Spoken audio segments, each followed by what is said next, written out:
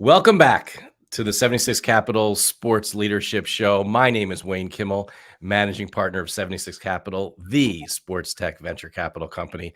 And on this show, I interview top sports entrepreneurs, athletes, and executives who are shaping and many times changing the sports business industry. And this guest truly has changed the sports business industry. I am really excited. We're going to talk about the business of sports. We're going to talk about what it means to be a trailblazing and game-changing executive with Donna Orender, the CEO of Ordener Unlimited and founder of Generation W. Donna, welcome to the 76 Capital Sports Leadership Show. Wayne, it's great to be with you, the top tech sports company. Well, thank you. Thank you. It's so much fun to have you here. I can't wait to have this conversation. I mean, you're amazing. I mean, as I said, trailblazing, game changing. You're so passionate about the world of sports and business and just changing the game for everybody. And talk about changing the game. We just had what an amazing NCAA tournament. Well, it's interesting. I'm coming off, whenever you air this, I want it to be evergreen for you. But as you mentioned, I'm the founder of Generation W, which is this national thought leadership event. It's focused on women, it's inclusive. And our theme this year was the positive and the possible. Thinking about, and my whole life, I thought about what's positive, what's possible. As I worked at the WNBA, what's positive and what's possible? What do you want to see for equity and inclusion and all these things that matter so much to me and people that I know. And then I end up going up to Augusta National for the Augusta Women's National Amateur Championship. And the fairways and the byways are filled with people cheering on these young amateur, up-and-coming, professional, potentially women pro golfers. And my heart is filled. But then, of course, it never gets more filled than the NCAA championship. Is this not the first year? It's March Madness. And it truly is an experience. Every time I turned around, all the things that I would hope to see, right? There's Sue Bird in a commercial. There is Coach Staley in multiple commercials, right? This is becoming part of the cultural speak, if you will, the cultural presence. There's that great commercial of these two guys that are fighting over a Coke thing, but they're using like Tamika Catchings. They're using actual women references in terms of sport in addition to male. And that's the whole thing. Don't leave. The reason we have Women's History Month is because we're left out of history. And so I sit down and I watch the semifinals. It couldn't be more exciting. Of course, Dawn trying to bring her team undefeated, right, through the season. She's an amazing woman, amazing coach, an amazing leader. And they're playing Iowa. What a story. I've had a chance to watch Caitlin Clark and her team, and I'm mesmerized. And I start getting texts, Donna, this is generational shifting. This is generational changing. I watched every single minute of this game. I was riveted. Those were from men, male leaders that I knew. And I'm like, this is amazing, right? And then the championship comes and there's Kim, who I know from way, way, way back. She comes out in her tiger suit. You gotta love it. But you know what? When they showed the pictures from her playing back at Louisiana Tech and those pigtails, I was like, wait a second. I remember her. I didn't, I remember exactly when she played. Right. I believe we played Louisiana Tech at Queens College at Madison Square Garden. So, I had the privilege of playing on the first women's game ever played in the Mecca of basketball. And no matter where I go, I will say that. Sometimes I get challenged in North Carolina, but not by a lot. It was a dream that I never dare dream. It's interesting that you have dreams that you wouldn't even know that you had until you get there. And I think our first year we played Immaculata. I think our second year we played Louisiana Tech, if I'm not mistaken. Louisa Harris? Yes, I'm not mistaken. In either case, Kim Mulkey's always been a force of nature. But anyway, to watch the game and then to find out, right, 9.9 million viewers. I mean, just here, the stats because you're a numbers guy, but it's really worth saying that it's more than previous season's Sugar Orange Cotton Bowls, beat the season average for Thursday Night Football on Prime. It's more than every Stanley Cup final game since 1973, every MLS game on record. I mean, what more? Or let me put it this way. What a defining statement at long last that cannot be ignored. It cannot be pushed aside, that women's sports are here to stand up on their own, to be appreciated, to be really worthy of the accolades that we've been worthy of so long. But you know what? I think there's a seismic shift right now. And I'm Well, extraordinarily happy. Happy. I can't even tell you. well, look, you have an unbelievable perspective in from being the commissioner of the WNBA, being an amazing athlete, a Hall of Famer, as a player. I mean, you did so many things that you've been involved with. But tell me, did something change this year? Was it the fact that, were the players able to were they playing at a different level this year? Was the competition better? Like, was something different? You know, I it's really interesting. When I ran the WNBA, I never worried about the product. I always thought the athletes were amazing. And there's always generational discussions among fans. Is it who is the greatest NBA player? Who is the greatest NHL player? Okay, whatever. That makes for great chatter. These women were always great. You mentioned Diana and Sue, phenomenal players. What's happened is all of these players, going back to Annie Myers and Carol Blazejowski, and probably even before them, my coach, who's 90 years old, right? Lucille Cavallis playing in the playgrounds in New York City, is that the world finally, our society, our culture, has finally caught up to understanding the value of these athletes and creating an environment where their skill set can be applauded, right? Where the economics, I always said that I went to the WNBA thinking I was a sports marketer. I was an anthropologist.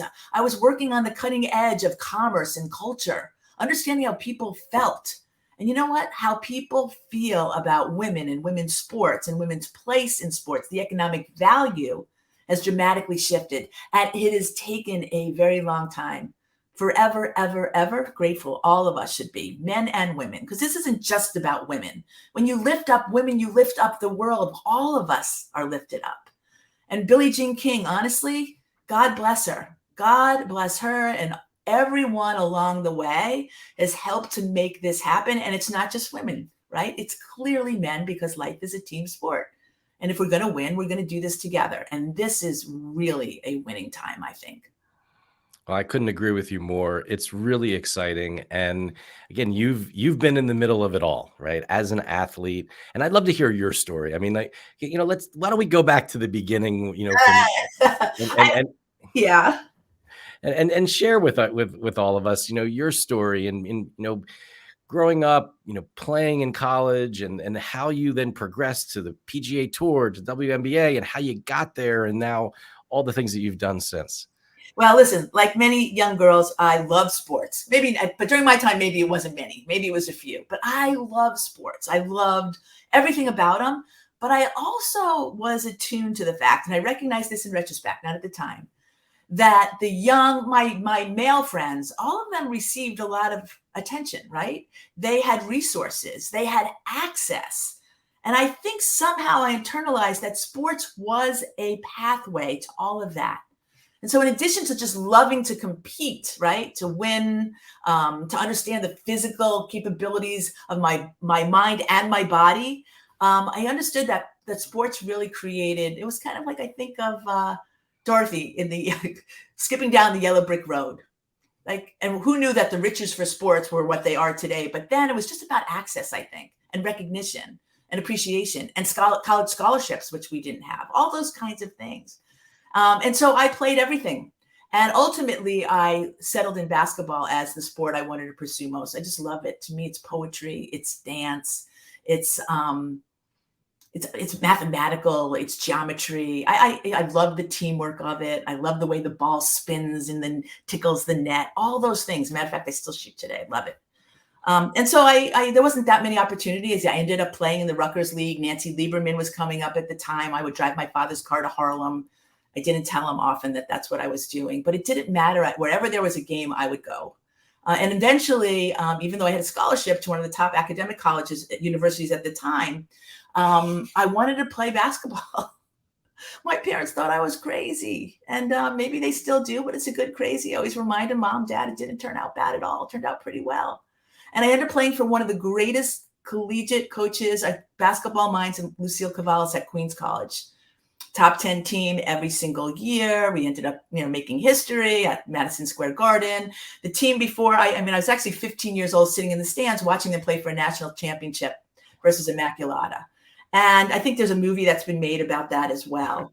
And I'm like, oh my God, like as a 15-year-old, this is what I want to do. I want to be here. And I had this amazing experience. And just like to always remind people, it doesn't matter where you are in your career, where you're in your life. I really do think our lives are kind of a circle. And you should always remember that you will be passing through multiple people in your life multiple times, and to appreciate them all and the experience you have. But I was invited to celebrate Title IX at this big luncheon. It was started by a friend of mine who sadly passed away. But it celebrates basketball, and there's like 350 men, and they invited us to be recognized for 50 years of Title IX. And my coach, Lucille Cavalis, was with me, and I was with her. She's 92 years old. She's a world tennis champion now. But to be able to sit with her and talk about those times, it's just remarkable. To celebrate her as she celebrated me is like the richness, right? The riches of life. But she was extraordinary, and she was tough, but she taught us how to play the game. And to this day, her lessons remain with me. And I always like to remind us too about the powerfulness of coaches. And we know that there's bad coaches and good coaches, and they all have impact on our lives and our kids' lives. And so I'm really interested now in trying to figure out ways that we can improve coaching for our kids, because the impact is just so important. And when you don't find the right coach, right, it can be really debilitating for some. Are there certain traits or certain qualities that you think good coaches have as versus the bad coaches? Well, I think great coaches understand that they're there to help their athletes succeed, excel, grow. And most of the time when you have these coaches, you're in these key developmental times of your lives. So understanding that the development of young people, right, has markers, and you need to understand them and work with them, and that it's not about them. And I think that's really important. And so often, like now I'm a mother of athletes, my kids have come through the system. You can just see the coaches who really care about kids and want them to be better versus the coaches that feel like, and listen, I understand we have a system that says, especially in Division I athletes, you win or you're fired. It really gets in the way for many, I believe, of the responsibilities they have to develop young people. And I know like people say this and either they agree or harshly disagree, but I think it's something continuously worthy of our focus. Certainly really important. I mean, you transitioned. Well, after you played professional basketball. I played professional basketball, and I'll never forget. You wanted a story is I was playing at Queens College, and the CBS Sports Spectacular, which at that time was the show, and Phyllis George, God rest her soul, was the announcer. And she interviewed me, and she goes, "Well, do you ever think about playing professional basketball?" And I said, "How can I think of that? Right? It's not before me. There was no professional basketball." And yet 3 years later, right after I graduated and way too soon in my basketball career, I get a call that says, "Hey, we're starting a professional league. Would you like to come and play with us?" And I'm like, wow. I was going to graduate school at the time. I wanted to be a social worker. I wanted to make an impact on the world. I thought that would be a good way to work with people. And I would go to school. I would get my assignment. I would sit in my car. I would do my homework. I had a practicum. So I was actually working with teen girls at a high school. And then I would practice. And then I figured after a year, I could always go back to school, but I couldn't always go back to playing ball. And so I dropped out of school, didn't finish my MSW, but I literally got a PhD in life. Amazing. And so how did you transition from being a player to getting into the world of sports and business? How did you make that jump? It was interesting because as I played, I always had great relationships with with who became my friends in the media, right? They wanted to talk, they wanted to do this, they wanted to do that. I got invited to do a lot of media things. I had my own cable television show in Chicago. And so from that experience, What was it called? Oh, I don't remember. It was about Jews in sports, believe it or not. And it had its own, it was on cable television. And so like, who was it? Vita Blue, the Reinsdorf, the owner of, I think the Bulls, the owner of the White Sox. It was fantastic. It was fun. And then I also did some sports announcing. And so between all of that, I got a great understanding of how the media industry and sports began to work. And so when my career was over at the ripe old age of 23, I was able to get a job at ABC Sports. And, they were the network of the Olympics at the time. They had all these amazing, rights. And I got to be there. And it was great. It was great. That's amazing. It's amazing. And then, so from there, take us sort of the next couple steps of. Yeah, so I spent some time at ABC, and and it's, I always like to say I feel fortunate when I speak to up and coming business students or people in business, is that I had this opportunity to work at a big public company, Capital, I think, Capital Cities came in and bought ABC at the time.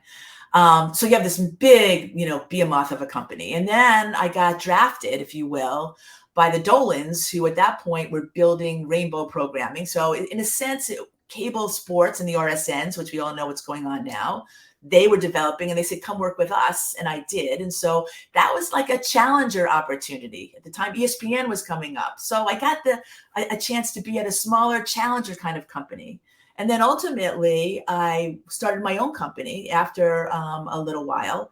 And so when you get to work out of your own pocket, all these different perspectives of how you work in an industry, it was incredibly valuable as I developed my my business career. But ultimately, what I did was I ended up working for the PGA Tour. They came and recruited me. There was a man that said, I want to create NFL films. I want to create NBA entertainment. I'm going to create PGA Tour Productions. Will you come work with me? And I was like, I really loved working where I was at Rainbow. It was a great job. I actually had this great conversation with a guy who I had no idea who our paths crossed way back then. It was really fun going down memory lane. And I said, you know what? This sounds like a great opportunity. Why not? And so why not has become a thematic. I gave a TED talk on why not.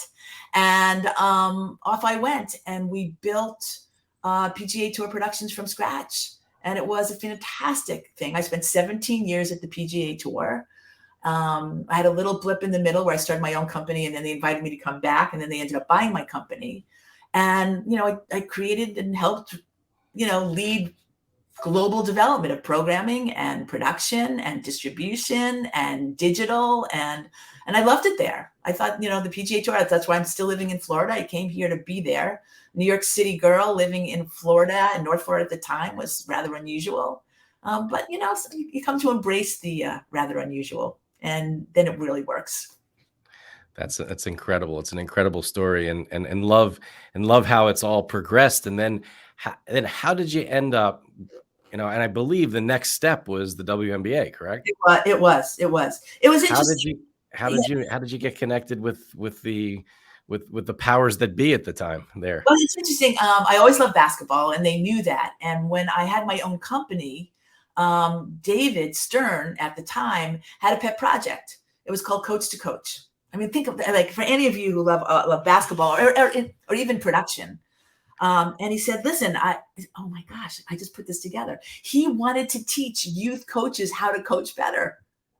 And so they came to me and they said, hey, would your production company do this for us? And I'm thinking, I have died and gone to heaven. This is unbelievable. My coaches were Billy Cunningham, Bernie Bickerstaff, Rick Pitino. Like, every top NBA coach at the time was in this video. And I was directing them. And it was all of their top offensive and defensive strategies. My favorite was a Detroit Pistons coach. Come on, you're going to have to help me remember his name, because I love him. He was always drafted. Was it before Chuck Daly you're talking about? Chuck Daly. Yeah. I mean, love Chuck Daly. He was amazing. And so we created this home video, and the NBA took it, and then they distributed it. And so we always became friends, and Adam Silver became a great, great, great friend. And then when the time came when they were looking for somebody, I wasn't really looking for anything. I was comfortably ensconced, if you will, in a corner office doing, I founded PGA Tour Radio, and people thought that was the craziest idea ever. I developed ShotLink, which now is the basis really of their entire digital business, because we, at a very early stage, I saw that if we could grab data, that we would be building this database that would be invaluable and give us great insights, not only about our players and how that could be used for a production and programming purpose, right, for entertainment, but also for their own benefit. right, in terms of their own athletic performance. And so as we see that playing out today, that turned out to be a really great investment by the tour. But anyway, Adam Silver called and said, "Hey, listen, we're time for a change, and would you be interested in coming here?" And I was like, "Wow, wow!" Like, I had to think about it. I wasn't an immediate yes for me, even with everything going on, because it was very comfortable. My family was here. And so what year was this? 2005. That's when I started. 2005. I finally said yes. Yes, I have to do this. It's time for me to pay it forward. Everything I felt like I achieved because I was an athlete. People have been amazing to me. I developed incredible businesses with credible teams and people that I work with who were so good to me, and I was so grateful. But I love that the team aspect of developing all of this at the tour was great. But it was time to pay it forward and to take all of that knowledge, experience, and gratitude and see if I can put it into play in developing something more for women in sports. And so I said, I'll be there. And I showed up. So who were some of the top WNBA players at the time?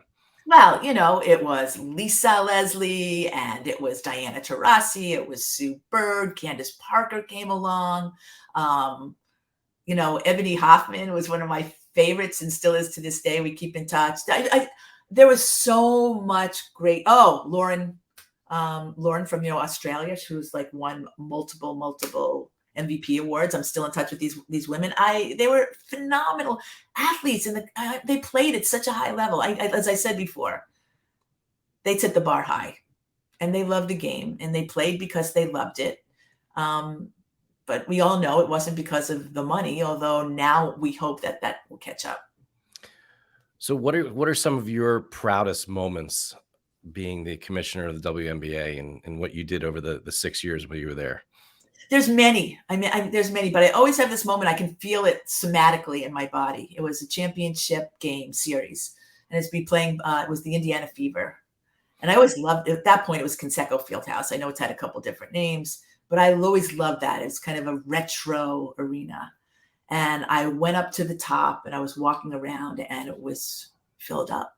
And I knew that some of the Colts were in there. I think Peyton was there. Peyton Manning was there. And I said, this is the promise. And this promise can be delivered because I am standing here right now seeing it. And I just want to make sure that we remain committed to delivering that promise.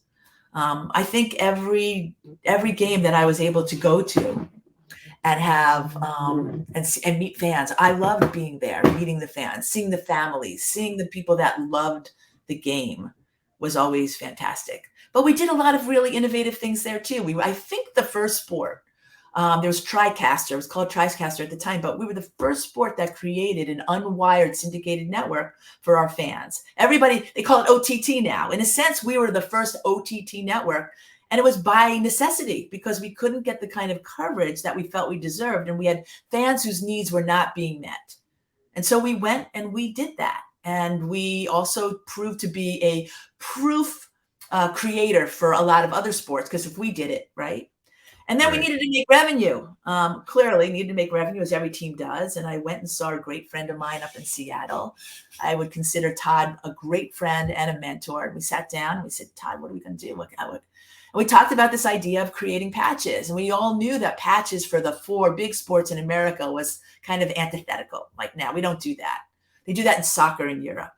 But you know what? The more we worked through it, came up with a business plan, thought it was a great idea, came back, worked it through the NBA system. And we always knew that if the WNBA did it, which we did right out of the box, I think Rick Welts also was really a big fan of that. He had come up with a plan as well, that at some point the NBA would do it too.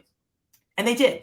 And then, of course, Major League Baseball and the NFL, everybody did it. And I just want to say on this show here, that the WNBA led the way, and they deserve the credit for leading the way because it was an important move that made for the business of the league that proved that it worked. But we also knew that it broke a boundary for all other leagues as well. So pretty proud. I've had the honor and to be able to talk with some amazing commissioners, people across the NBA over the years. Was fortunate enough, to to be able to call David Stern a friend, and a co-investor, and all the things that we did together. And it was, as you know, got the opportunity to interview him in November of 2019, just a few weeks before his untimely passing. And just his stories were unbelievable. And I remember some of the stories that Val Ackerman has shared with me about working with him over the years. And so I'm sure that you have a few, or maybe just one or two really good David Stern stories.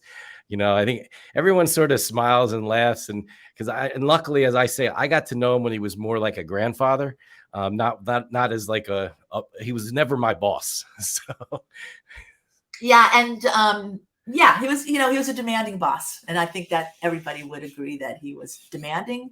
He taught us all a lot. He was brilliant. His capacity for consuming all different types of information and knowledge and learning was inspiring. All those good things.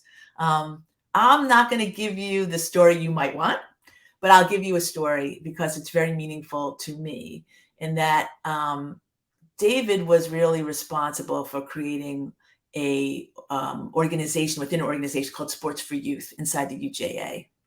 And what it did was it created an opportunity for the sports industry to come together and raise money under the auspices of the UJA for kids who otherwise wouldn't have opportunities to play sports.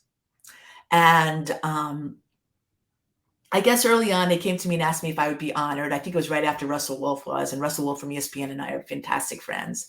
And I said yes, and I've been on the board and the chair ever since. And David would come in every year and say, Dave, we're going to, but it's a tremendous legacy to him, because I don't know how many years later, we've raised millions and millions of dollars. Kids are getting that fundamental joy of playing, that access to physical activity. They're doing what we do in our industry that we love. And I just think it's so important. And ultimately, 2 years ago, we asked Mrs. Stern, Diane, whether she would allow us to name our leadership award, which we do every year, the David J. Stern Sports for Youth Leadership Award. And she said yes. And so this year, we're going to be giving it to an incredibly worthy commissioner, Jessica Berman of the NWSL. And we're really excited about that. But I take that from David in terms of the good place of his heart, of wanting to give back, of wanting to change people's lives. And the fact that I get still to work in his name doing that is very meaningful. Donna, you went exactly where I wanted you to go. It's really where one of my last public conversations with David went, where he talked about what he did around NBA Cares, what he did with his trips to South Africa to see Nelson Mandela, and how important sports is, and how sports can really change the world, and does, truly, almost on a daily basis. Truly does, every day. And we all look at the elite levels. I always say to, when I give talks, like, I just want people to play. Are you an athlete? You don't have to be an elite athlete. I just want you to play. I want you to get out, especially, we come off this incredible period of isolation, of loneliness, of digital technology taking us away from each other as we think it's bringing us closer. And yes, it does both. But there's nothing quite like being on a field or a court or in a backyard or on a beach, batting a ball around or dancing or with a ribbon, whatever it is. That ability to connect with people, to try to achieve a goal in a game or a sport, no matter how good you are, is life-changing. It truly is. And one of the things that, I really caught my eye, during the whole pandemic, when we were apart for a long time, was the work that you were doing with the Maccabi Games, and all the shows that you were doing. Talk a little bit about, what that was like, and all the amazing people that you got to talk with and share stories with. Well, I've been on the board for the Maccabi Games for a very, very long time. And that is because early in my business career, I had just started working at PGA Tour Productions. And I was made aware that they had these games, these Jewish Olympics, if you will. They are the second now largest sporting event in the world. And this coming games in 25 Watch out. It could be the largest. And I really wanted to play. I wasn't done playing basketball. You know, I had a short career. I came to it a little bit late. The idea of wearing USA on my chest proudly, playing in Israel where I'd never been. And my boss at the time, I said, listen, I'm going to need 3 weeks to do this. He said, if you do it, you don't have a job. You're done. I'm firing you. And I looked at him and I said, you know, I love my job. And I really did, because we were building a great company. And obviously, you know, the end of the story is PGA Tour Productions is still now PGA Tour Entertainment. Very proud of the legacy there. And I said to him, I am not going to look back on my life and say, I wish I did this. So I'll tell you what, I will stay here and I will work as hard as I can until the time for me to go. But then I'm going to go. And God bless him, he came back to me at the very, very end after I suffered greatly and said, okay, when you come back, you have a job. And off I went to Israel. And it was extraordinary. It was extraordinary. Again, a sense of community. Sports brings together all different communities. In this case, it was a Jewish community from around the world. And for those people who don't know, in this time of anti-Semitism, we are such a small blip on the world population. Yes, outsized impact. But even so, for us to be there to meet Jews of Mexico and Ukraine and Russia and Argentina and Cuba, it was extraordinary. And not only that, to be able to play again. And so I loved playing. And it was the life-changing moment. They're all life-changing moments. But when it came time to play the gold medal game, and the U.S., the team I was on, was going to play Israel. And this is a long time ago. And the Israeli women came to us. They came to me and said, hey, we are playing in a high school gym and the men are playing in Ramat Gan Stadium. We think that's an injustice. We will not show up to play this game. And I'm thinking, just about lost my job. My parents spent a little fortune, not to mention all the women on my teams whose families spent fortune, and we're not going to get a gold medal game. And we thought about it. We're on the bus and all the leadership are going crazy. All we had to do is step on that court to get a gold medal. We didn't. Because we figured that the medal, the gold, the silver, the bronze, whatever the jewel wasn't as important as honoring these women. And you know what? It's interesting today, the work that I do, when we talk about that, how women are treated anywhere affects all of us everywhere. So 25 years later, I am sitting courtside at Madison Square Garden, because I went to every Liberty game if I was in town, always bringing people to the game, bringing my young sons and their friends. It was extraordinary. I loved it. I loved the game. And I loved the fact that I can try to help grow this business and build it, a sustainable business built around strong women. And a woman comes up to me and she goes, Donna, and she had an accent and I knew exactly where she was from. She goes, you may not remember me, but I remember you. She was on that Israeli team. And she goes, we can never, ever thank you enough, all of you, for what you did for us. And I'm thinking, is that the most incredible? Is it irony? Is it, I don't know even what the word is, that here I am, never seeing that I would ever be the leader of the WNBA. But in my history, along with a group of amazing women representing the USA, we took a stand that afternoon to say, we're going to support the women of the world, the women of Israel, because we think they deserve better and all of us deserve to be respected. That's amazing. That's amazing. Donna, this has been incredible having you on our 76 Capital Sports Leadership Show. You are a true leader. You're someone who is not only changing the world, you have changed the world. And as we wrap up here, I got to ask, so what's next? It's something that, you say, why not? Or, I think that All the time. Here at 76 Capital, we're always about what's next. And so what do you think is going to happen? Listen, I think, I'm sorry. Well, what are you going to do? well, I'm doing it. I'm really extraordinarily proud of the exponential growth in Generation W, Generation Wow. We just received this huge $1.5 million grant to grow our Teen Girl Mentorship and Leadership Program. But I'm also on the board of a public company, and we are merging with this really technology-focused, I think, forward-leading platform tied to telcos. That is where I think the world is going, and this company has built, called Digital Virgo. We hope to close in about 60 days. I have the most amazing partners in sports. David Falk, everybody knows as Michael Jordan's agent. I hear that every day now. Do you know David Falk, Michael? Yes, I love David Falk.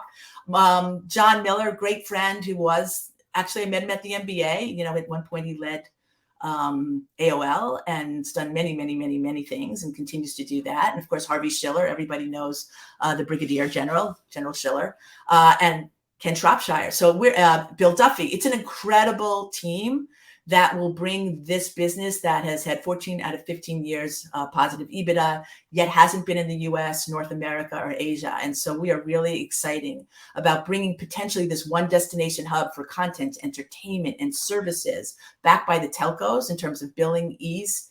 We'll expand billing options along the way. I've always wanted to be involved in a public entity like this, and here we are, and we're really, really excited about it. Well, that sounds amazing. Best of luck with that, with everything that you're doing. Keep making it happen and changing the world. And you too, like really, honestly, really appreciate this so much. This is great. Really appreciate it. Thank you.